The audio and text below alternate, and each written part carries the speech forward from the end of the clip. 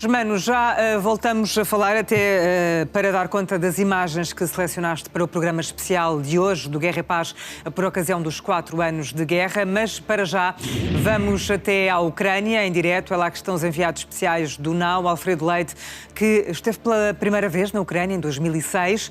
Também o repórter de imagem Adriano Gura juntam-se nesta edição especial do Guerra e Paz. Alfredo, boa noite. Para já, como é que podes resumir a forma como aí foram assinalados estes 4 anos de guerra?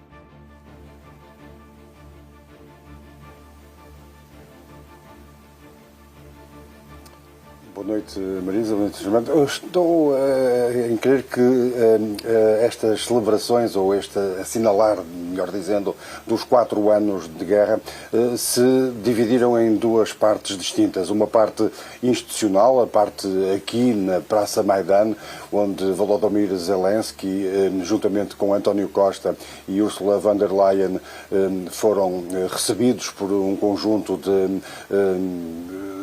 diplomatas, de líderes de vários países e depois também militares, familiares de combatentes mortos ao longo destes 4 anos, precisamente para fazerem todos uma homenagem a este memorial que existe aqui, bem no coração de Kiev, Kiev que está agora às escuras. Aliás, daqui de onde nos encontramos, a única coisa que se vê é precisamente as velas deixadas por muitos ucranianos que quiseram homenagear esses combatentes. E, portanto, houve esse encontro aqui na Praça Maidan.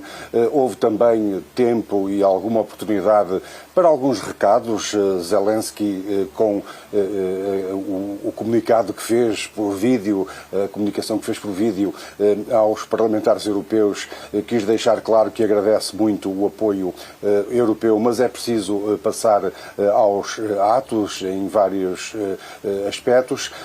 O dia foi também marcado pela primeira vez.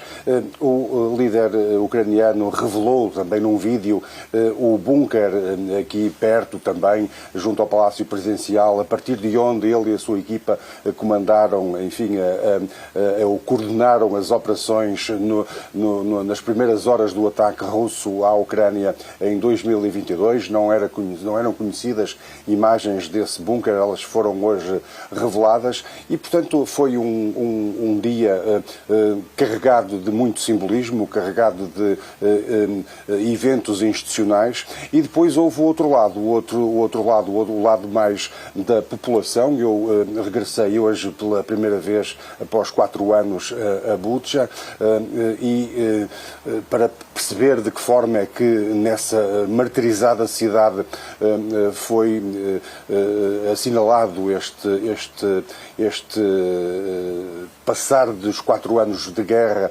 E uma coisa que me emocionou até num certo sentido foi perceber que ali no pátio, no terreno, nas traseiras da igreja de Santo André, onde eu pude testemunhar a existência de uma imensa vala comum, onde ainda estavam corpos em sacos plásticos e alguns restos sem serem sacos plásticos, e também uma das ruas mais martirizada de Bucha, em que tudo foi reconfigurado. Neste momento, a zona de Bucha, onde existia essa vala comum, tem um imenso memorial que hoje naturalmente estava carregado de flores.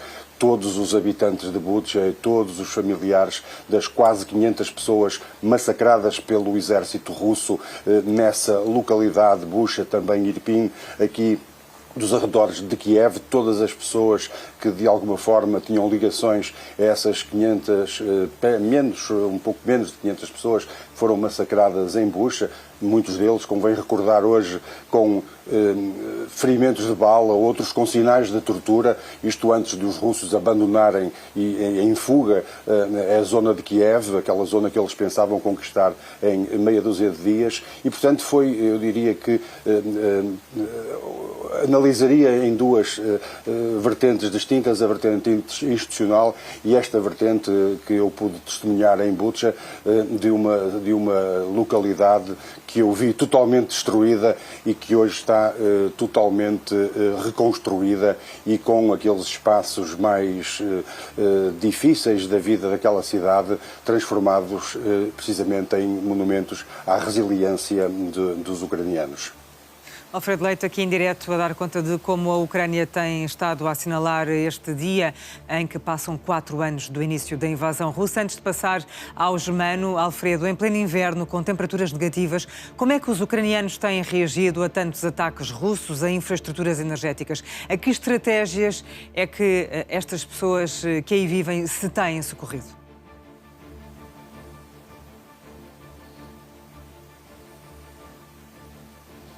Olha, devo confessar-te que eu não sei, já disse isto hoje, não sei onde é que os ucranianos vão buscar tanta força para resistir, porque hoje, pela primeira vez, tivemos temperaturas positivas, embora 1, 2 graus, mas positivas. O sol fez questão de aparecer e de se associar a esta data, à entrada da Ucrânia no 5º ano de guerra, para assinalar o 5º ano da invasão russa de um país soberano. E foi, num certo sentido, uma trégua dada, enfim, pelo clima também a estas pessoas. Mas não tem sido sempre assim. Temos tido temperaturas muito baixas.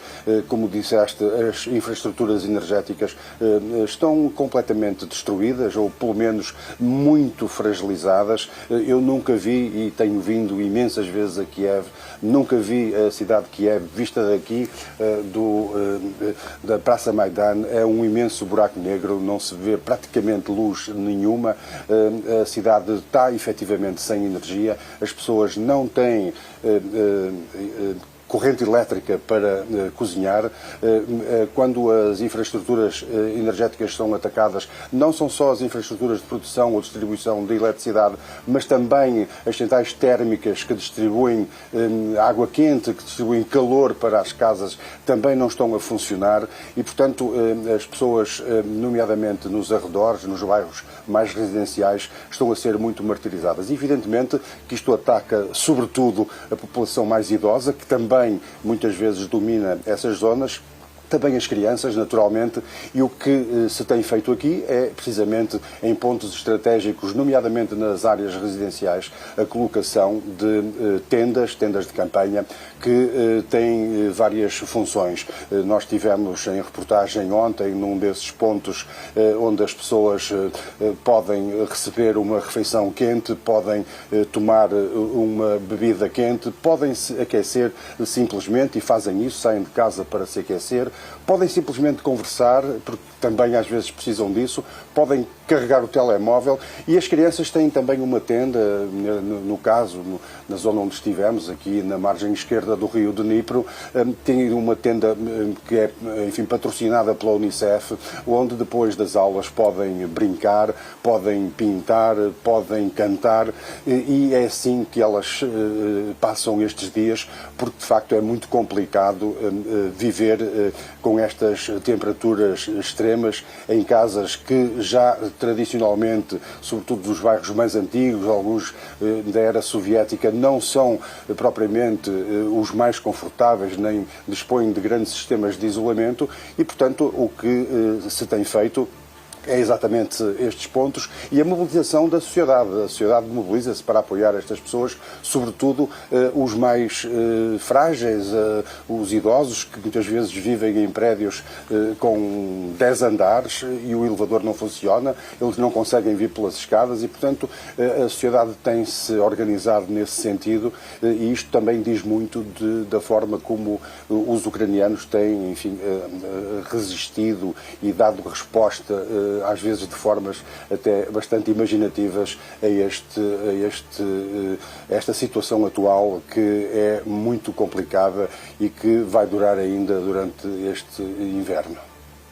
Alfredo, já estiveste aí várias vezes, conheces bem a Ucrânia, o que eu te pergunto, e os ucranianos, o que eu te pergunto é, notas desta vez menos ânimo e uma menor crença por parte dos ucranianos, por exemplo, sobre uma possível solução negocial?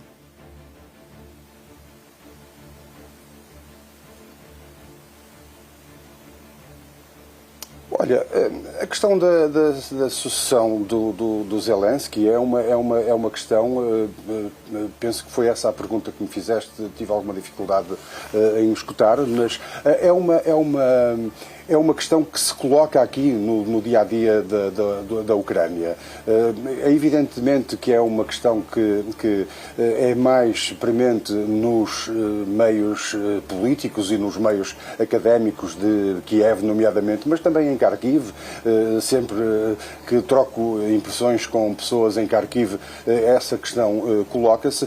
A questão da sucessão de Zelensky, evidentemente que é uma questão que está em cima da mesa. Convém lembrar que Zelensky, mesmo antes do início da guerra, não tinha uma popularidade absolutamente extraordinária junto dos ucranianos. Os ucranianos, num certo sentido, juntaram-se em volta de Zelensky para este esforço de guerra, mas não necessariamente porque o apoiam e todas estas questões, nomeadamente as questões relacionadas com corrupção no seu executivo, vieram, enfim, também fragilizar um pouco a posição do presidente Volodymyr Zelensky. E depois põe-se naturalmente também a questão de quem é que vai suceder ou quem é que se perfila para suceder Zelensky. Evidentemente que aqui, neste caso, está o Valery Zanudzi, que era o chefe das Forças Armadas, que ele demitiu e enviou para o Reino Unido para precisamente ser o embaixador da Ucrânia em Londres. E porquê é que fez isso? Fez isso porque, num certo sentido, nas sondagens que se iam apresentando aqui em Kiev, ele aparecia com uma posição muito mais confortável e muito mais favorável do que o próprio Zelensky. E, portanto, como havia divergências anteriores, nomeadamente em relação à estratégia militar, o antigo chefe das Forças Armadas defendia uma mobilização mais em massa dos ucranianos porque faltam pessoas na frente de batalha e portanto, naturalmente que essa questão se coloca. É uma questão que está na ordem do dia, mas os ucranianos acham que este não é o momento para fazer, enfim, essa transição, digamos assim. Eu lembro que já deveria ter havido eleições na Ucrânia, mas dada a lei marcial em vigor desde o início da guerra, não há a realização de eleições precisamente por esse motivo e, portanto, eu diria que é uma questão que está em cima da mesa, mas não é naturalmente neste momento a questão que mais preocupa os ucranianos. O que lhes preocupa neste momento, sobretudo as faixas mais populares aqui, é naturalmente as condições de vida, a falta de emprego, neste inverno a questão da energia e depois dos meios intelectuais é alcançar-se, em primeiro lugar, um entendimento, um desbloqueador para um processo de paz e só depois é que se admite falar um pouco da sucessão aqui no poder em Kiev.